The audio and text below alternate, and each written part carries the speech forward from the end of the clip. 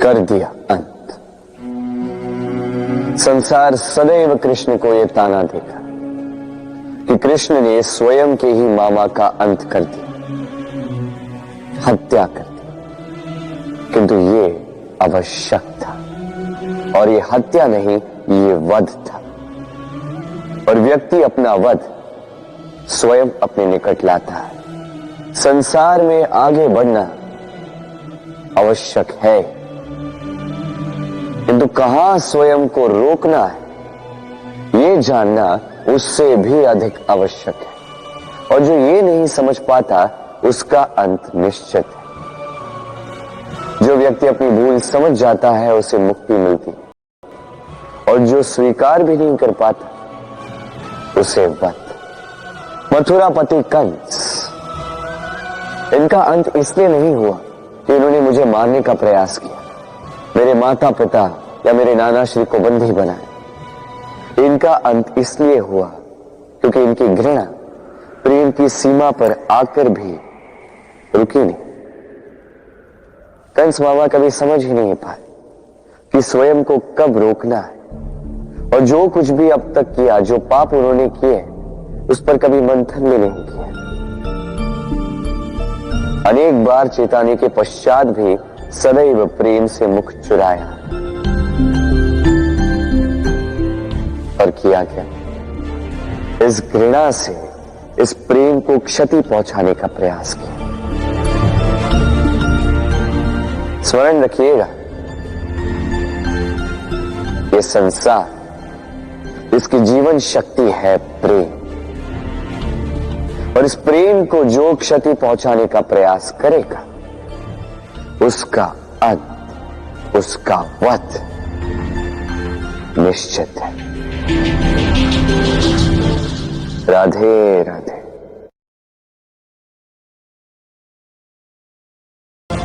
आपकी नीयत से। राधे राधे। सुरक्षा व्यक्ति के लिए आवश्यक होती है, किंतु यही व्यक्ति की सबसे बड़ी शत्रु भी होती है। कैसे? सोचिए, एक व्यक्ति जब सुरक्षित वातावरण में होता है, तब उसमें आलस आ जाता है। वो जानता है कि ना मुझे भविष्य के लिए कुछ करना है, ना आज के लिए कुछ करना है, केवल जीवन जीना है। इस सुरक्षा चक्र से बाहर निकलना अति आवश्यक है।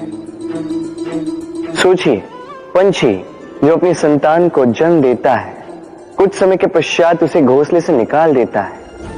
क्यों? यदि ऐसा नहीं किया तो वो संतान जीवन जीना सीखेगी ही नहीं।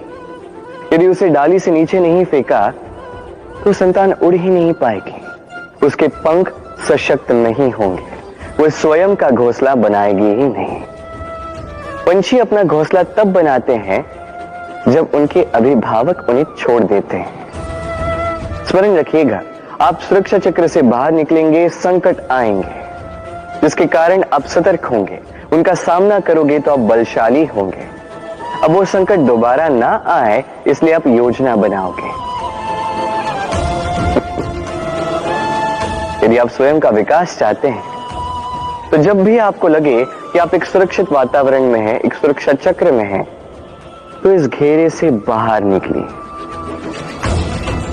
यहां है आपका विकास। राधे राधे। ये उस नौका का प्रतिरूप है जो हमें धारा पार कराती है। अब सोचिए कैसी बात है, वो विशाल नौका जो हमें धारा पार कराती है, उसका निर्माण धारा में नहीं, खरा पर होता है।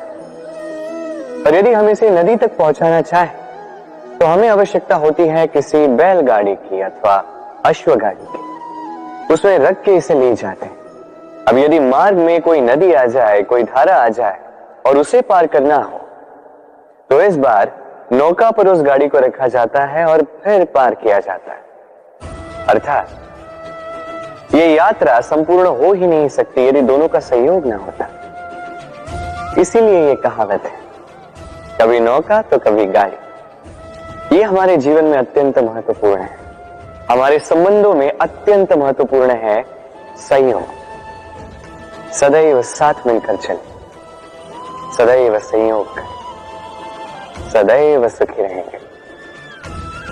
राधे राधे। व्यक्ति का व्यक्तित्व कैसे बनता है, आपको क्या लगता है? व्यक्ति जन्म से अपना प्रारब्ध लेकर आता है, या आपको लगता है कि यह प्रकृति व्यक्ति के लिए उसकी नियति लिखकर देती है? नहीं, ऐसा कदापि नहीं होता। मैं आपको समझाता हूं। जब भी वर्षा होती है, किसी बूंद को देखिए।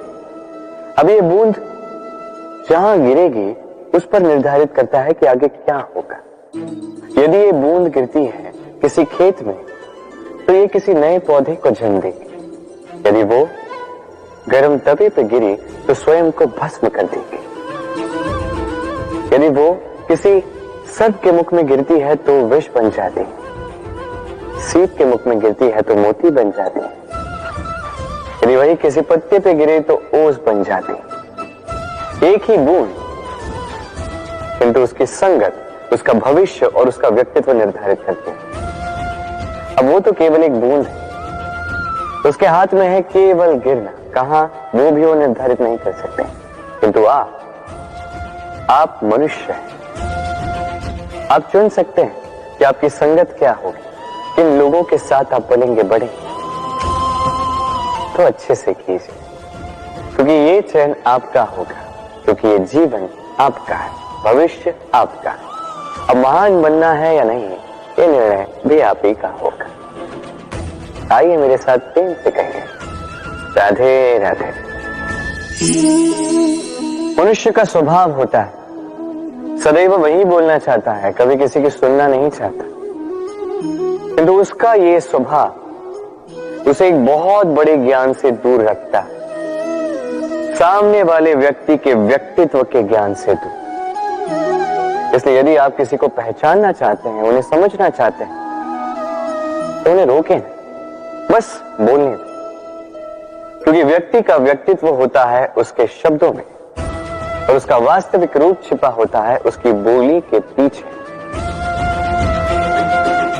बोलने दें, धीरे धीरे करके आप सब समझ जाएंगे। यही अंतर होता है एक साधारण पुरुष में और एक महापुरुष में। एक किसी को बोलने नहीं देता और एक सबकी सुनता। तो चयन आपका होगा, आप साधारण बनना चाहते हैं या असाधारण, क्योंकि ये भविष्य आप ही का है। राधे राधे। भाग्य और कर्म, दो ऐसे शब्द जिनसे संसार घिरा है। कोई कहता है मेरे भाग्य में ये नहीं था कि मेरा जीवन ऐसे हो जाता, जो मुझे ये मिल जाता। कोई कहता है कि मेरे पिछले जन्म के कर्म कुछ ऐसे रहे होंगे जिसके कारण इस जन्म में ऐसा भाग्य मिला। सब छोड़ दीजिए और एक बार शांत मन से सोचिए। आप जानेंगे कि भाग्य और कर्म दोनों इसी जन्म के हैं। अंतर बस इतना है। बात की जाए भाग्य की, तो इस भाग्य से आप जितनी आशा करोगे उतनी ही निराशा पाओगे, क्योंकि ये आशा आपको कर्म करने से रोकती है। यदि बात की जाए कर्मों की, तो अपने कर्मों पर जितना विश्वास रखोगे उतना ही सफलता को अपने पास पाओगे। एक बात स्मरण रखिएगा, भाग्य आपके कर्म निश्चित नहीं करता, किंतु आपके कर्म ये आपका भाग्य अवश्य निश्चित करते हैं। राधे राधे।